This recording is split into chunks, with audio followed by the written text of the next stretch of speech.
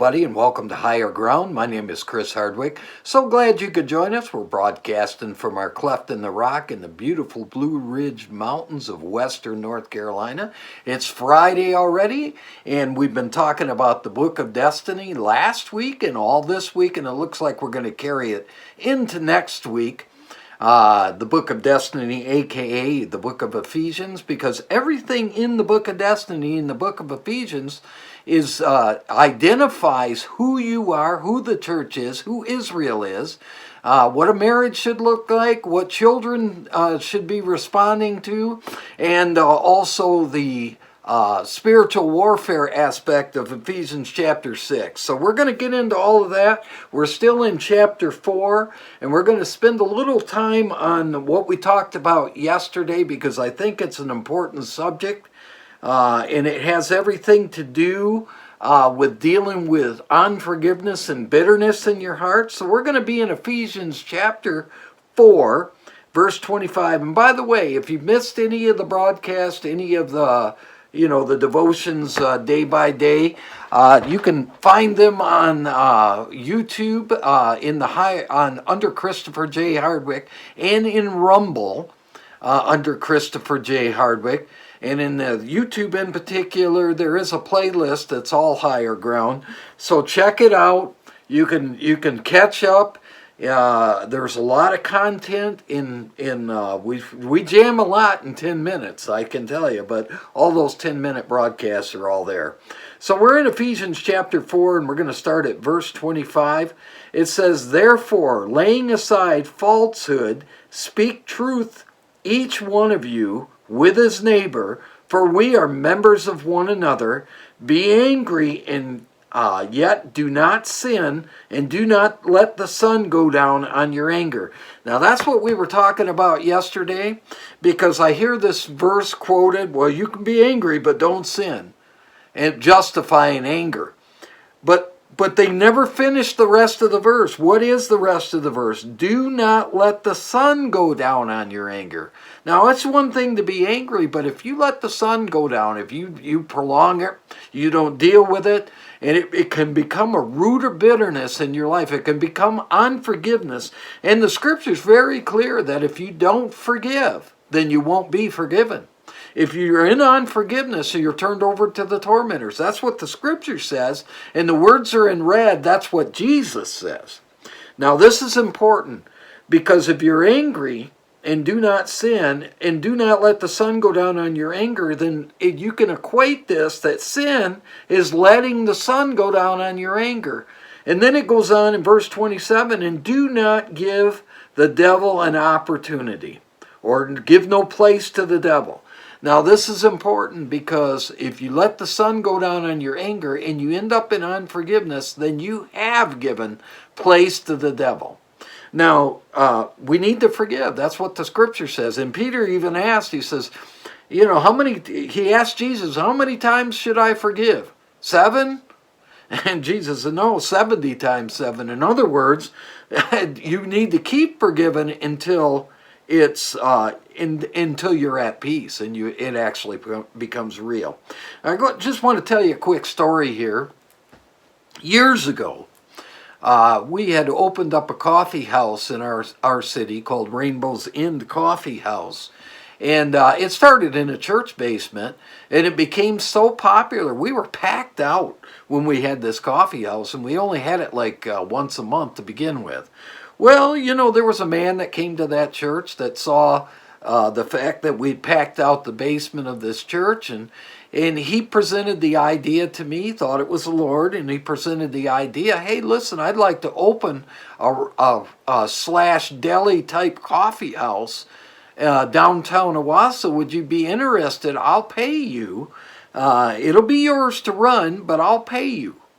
And it seemed like the Lord, and matter of fact, he had set up a phone number that actually spelled out Lord as the last 4 digits, and we thought it was a coincidence, and he presented it as a coincidence. Hey, the phone company came up with that phone number. He made that presentation, and the Lord was in all of this. Well, he really was more in it for the money and not so much the Lord. So he was capitalizing on our naivety, my wife and I's.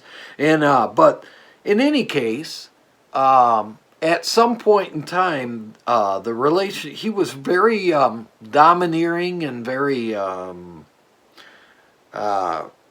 I don't know how the best way to say it. He kind of looked at me as a, as a snotty young, kid, and he was an old man. He was full of wisdom and all of that. Well, anyway, we had a falling out, and I ended up quitting. Because I found out that, basically the truth about the phone number and the different things and the way he was treating and, and all of that. And so we had a falling out. But I ended up in unforgiveness. I mean, honestly, when you're in unforgiveness, no question about it. I mean, you're literally having whole conversations in your head of he said this and I said that to him. You're kind of playing it out in the head. You know what I'm talking about? Anybody that's ever been in unforgiveness knows exactly what I'm talking about. It's like it churns. It's like the hamster on the wheel. So anyways, man, I was just day and night after I'd quit that job. I was just all stirred up and mad and upset and angry. Well, I went to bed one night and I had a dream. And in this dream, this guy was in the dream and I was sitting across the table from him and he was saying things to taunt me. Like, I'm 55 years old and you're 22, you don't know nothing and you're just you're just kind of basically you're stupid and all that kind of stuff. And anyway, in the dream I got angry. And in the dream actually changed for a minute as I'm getting angry and I'm looking out the window of this house. We used to live on this house on the hill where we lived and you could see the whole city from the house. And out this window, I could see a rainbow. Now, the fact of the matter is rainbows were very important to me. So, because our ministry was called Rainbows Inn, so it was to us it was symbolic of God keeps His promises. And just a quick sidebar on this, and I know we're going to run out of time here in a second, but a sidebar is because God would show up in rainbows, He would get as a sign to us all the time. That even when I asked my wife to marry me when we were down at Kerwood Castle in Owasso, it was nighttime and I asked her to marry me. We were sitting by the river and a rainbow appeared at night over this river. Now, I don't know, it's supernatural. God has a way of doing them things, but that's what was going on. Rainbow appeared at night. All right, so getting to this dream, back to this dream, this rainbow showed up in the dream, and I'm looking at it, and all of a sudden the clouds came across, and we were in a snowstorm. And I couldn't see the rainbow. Then the dream quickly changes again, and I'm across the table from this guy, and I'm angry, and I'm really angry, okay? And he said something, well, just one thing too many, and I lunged across the table at him. And as soon as I was going to pop him one, I mean, in this dream, I was going to slug him. And so I came across the table and I took a swing at him. And as I've taken a swing at him, I went blind. It was like I was in total darkness. And then all of a sudden, I felt blow after blow of hitting in my own face, chest, arms, everything. I was getting beat up. And then I woke up. And I thought, wow. What was that? And when the Lord was showing me that if I didn't forgive, then I wasn't going to be forgiven. And the thing with the rainbow and the snowstorm is the promises of God grow cold when you are in unforgiveness. So I had to forgive. In fact, there's a scripture verse that says, "He that hates his brother is actually blinded in darkness." Okay, well, there's no question about it. I was hating this brother pretty good. So anyway, I had to forgive, and I knew I had to forgive. I said, Lord, you've got to help me, man. I'm in the hamster wheel of my mind, and I don't know how to forgive this guy. And that's when he showed me, he said, forgiveness is a choice. You choose to forgive, and you continue to choose every time that comes up. to forgive. And then he gave me a very important principle. So those of you that are in on forgiveness, it's this. If every time you feel that thing come up, that conversation, that betrayal, that hurt, all of that, start praying for the person. Now your prayer might start out saying, God get them.